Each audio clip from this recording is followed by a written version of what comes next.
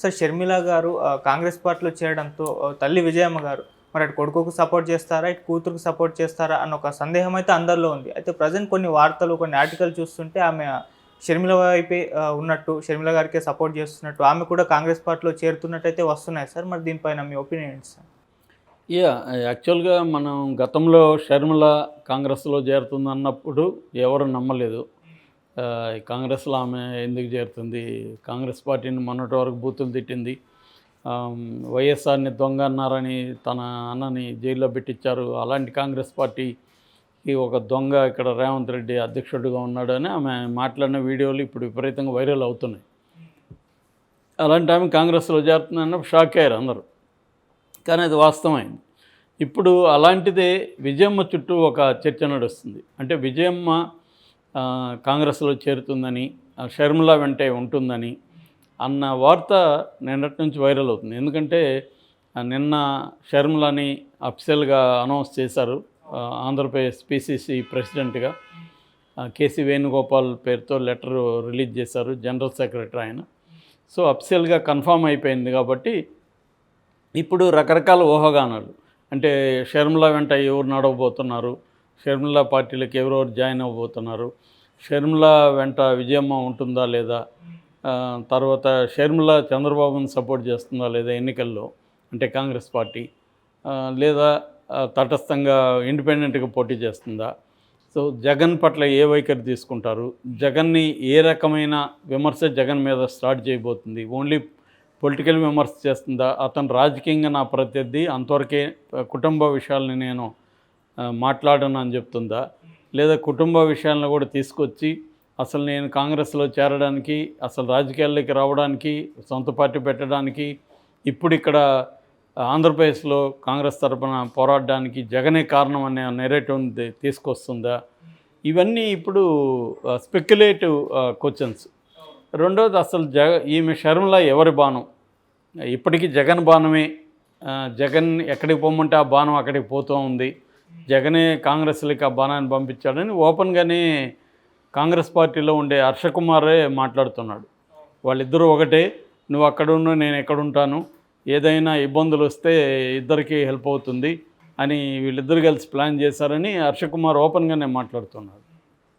కాబట్టి ఇలాంటి అనేక ప్రశ్నలలో ఇప్పుడు విజయమ్మది చాలా ఇంపార్టెంట్. ఎందుకంటే తెలుగుదేశానికి బలమైన ఆయుధం ఈసారి ఎన్నికల్లో జగన్ కుటుంబం.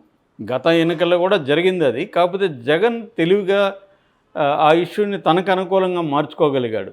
బాబాయ్ హత్యను తెలుగుదేశం వాళ్ళ అకౌంట్లు వేసేసి తెలుగుదేశం వాళ్ళు చంపించారని చెప్పి నారాసుర రక్త చరిత్ర పేరుతో బుక్లెట్ వేసి ఆ ఇష్యూని బలంగా వెళ్ళగలిగారు. సో ఇప్పుడు అలాంటి ఇష్యూ తెలుగుదేశం వాళ్ళకి దొరికింది షర్మిల రూపంలో. అందుకే మనం కొంతకాలంగా చూస్తూ ఉంటే తెలుగుదేశం మీడియా షర్మిలని విపరీతంగా ఆకాశానికి ఎత్తుంది. ఏటోరలు రాస్తుంది, పెద్ద పెద్ద న్యూస్లు రాస్తుంది, డిబేట్లు పెడుతుంది ఛానళ్ళల్లో. అంటే జగన్కి వ్యతిరేకంగా షర్మిలని మనం ఉపయోగించుకోవచ్చు అనేది తెలుగుదేశం క్యాంప్ ఆలోచిస్తుంది. అట్లాగే కాంగ్రెస్ కూడా జగన్కి వ్యతిరేకంగా గట్టిగా ఉంటేనే వైసీపీ నుంచి వలసలు మనకి ఎక్కువ వస్తాయి, జగన్కి ప్రోగా ఉన్నట్టు కనబడితే రారు అన్న ఇది అక్కడ కూడా ఇప్పుడు స్ట్రాటజిస్టులు ఉన్నారు కాబట్టి వాళ్ళు కూడా గైడ్ చేస్తున్నారు. షర్మిల కూడా ఏమనిందంటే, వాళ్ళు కాంగ్రెస్ పార్టీ ఏం చేస్తే చేస్తానో, ఆంధ్రాలో పనిచేయమంటే చేస్తా, అండమాన్కి వెళ్ళమంటే వెళ్తా అన్న పద్ధతిలో మాట్లాడుతుంది. అంటే నేను ఒక కార్యకర్తననే ఆమె చెప్తుంది, నాయకురాలని చెప్పుకోవట్లేదు. నేను ఒక కాంగ్రెస్ కార్యకర్తను, కాంగ్రెస్ పార్టీ నాకు ఏ బాధ్యత ఇస్తే దాన్ని నేను చాలా స్ట్రాంగ్గా పనిచేస్తాను ఆ విషయంలో అని చెప్తుంది. సో ఇప్పుడు ఏంటంటే మన విజయమ్మ ఈమె ఎప్పుడైతే తెలంగాణలో పార్టీ పెట్టబోతుందో ఆమె ఇమ్మీడియట్గా దానికి రాజీనామా ఇచ్చేసింది. ఎక్కడ వైసీపీ గౌరవ అధ్యక్షురాలు పోస్ట్ నుంచి వైద్యులకి వచ్చేసింది. అప్పుడు కూడా విమర్శలు ఏమొచ్చాయంటే, ఆమె వాలంటరీగా వచ్చిందా, జగన్ని తరిమేశాడు అన్న విమర్శలు కూడా వచ్చాయి. ఏదేమైనప్పటికీ రిజల్ట్ అయితే ఆమె బయటకు వచ్చింది. అప్పటి నుంచి కూడా షర్మిలతోనే ఉంటుంది. అయితే ఆమె కేవలం గృహిణిగానే ఉండిపోకుండా షర్మిల ఏదైనా పోరాటాలు చేస్తున్నప్పుడు పబ్లిక్గా ఆమె కూడా వచ్చి సపోర్ట్ చేస్తుంది. ఆ మధ్య కూడా షర్మిలాని హౌస్ అరెస్ట్ చేసినప్పుడు కేసీఆర్ ప్రభుత్వం షర్మిల చాలా స్ట్రాంగ్గా ఫైట్ చేసింది. ఆ క్రమంలో షర్మిలాని అరెస్ట్ చేశారు. అప్పుడు ఈమె పోలీసులతో ఫైట్ చేసింది. నిజానికి ఒక మహిళా కానిస్టేబుల్ని కొట్టిందన్న దీంతో కూడా ఆరోపణలు ఉన్నాయి. ఆ వీడియో చూసినప్పుడు నేను కావాలని కొట్టలేదు, ఆ పెనుగులాట్లో తగిలింది అనేది ఆమె చెప్తుంది. సో ఏదేమైనా ఆమె ఒక కూతుర్ని కాపాడుకోవడం కోసం నేను ఎంత దూరం వెళ్తాను, పోలీసులతో ఫైట్ చేస్తానన్న ఒక ఇది చూపించింది. అంతేగాని కొడుకు వైపు ఎప్పుడు ఉన్నట్టుగా ఆమె ఎక్కడ సిగ్నల్స్ కానీ ఏమీ లేవు. కాకపోతే బిగినింగ్లో ఏం చెప్పిందంటే నా పిల్లలు 2 రాష్ట్రాల్లో కూడా రాజకీయాలు చేస్తున్నారు అని చెప్పింది. జగన్కి నేను అవసరం లేదు కాబట్టి, నేను షర్మిలాకి అవసరం కాబట్టి ఇటు వచ్చానన్న ఎక్స్ప్లెనేషన్ కూడా ఇచ్చింది.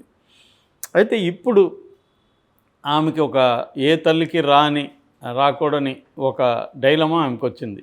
అంటే తన కొడుకు, తన కూతురు, తన రక్తమాంసాలు, తను ప్రాణం పెట్టి పెంచుకున్న 2 పిల్లలు ఇప్పుడు బరిలో ఆపోజిట్ దీంట్లో నిలబడ్డారు. సో నిలబడినప్పుడు తను తల్లిగా ఎవరి వైపు ఉండాలి? ఆమెమో క్లియర్గా షర్మిల వైపు ఎంచుకుంది. ఎందుకంటే షర్మిలాకి నా అవసరం ఉంది, జగన్కి నా అవసరం లేదు అనేది అప్పుడు చెప్పింది. అది కరెక్టే ఆ కాంటెక్స్లో.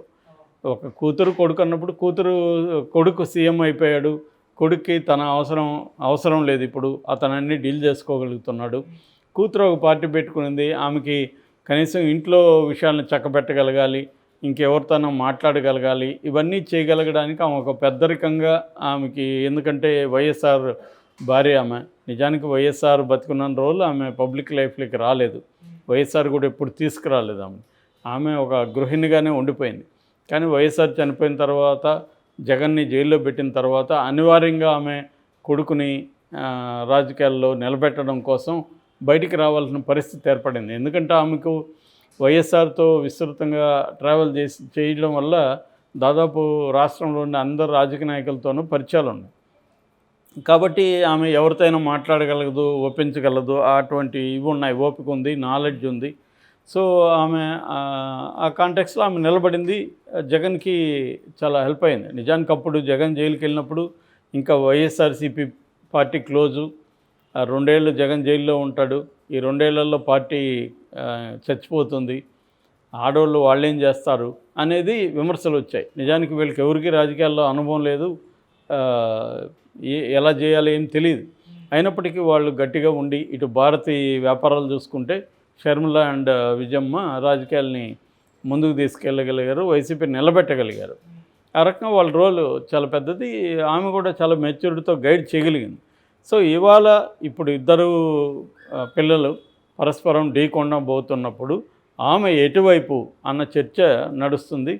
ఆమె జగన్ వైపుని కొందరు, లేదు ఆమె షర్మిల వైపుని ఇలా మాట్లాడుతున్నారు. ఏదేమైనా ఆమెకి 3 ఆప్షన్లు ఉన్నాయి.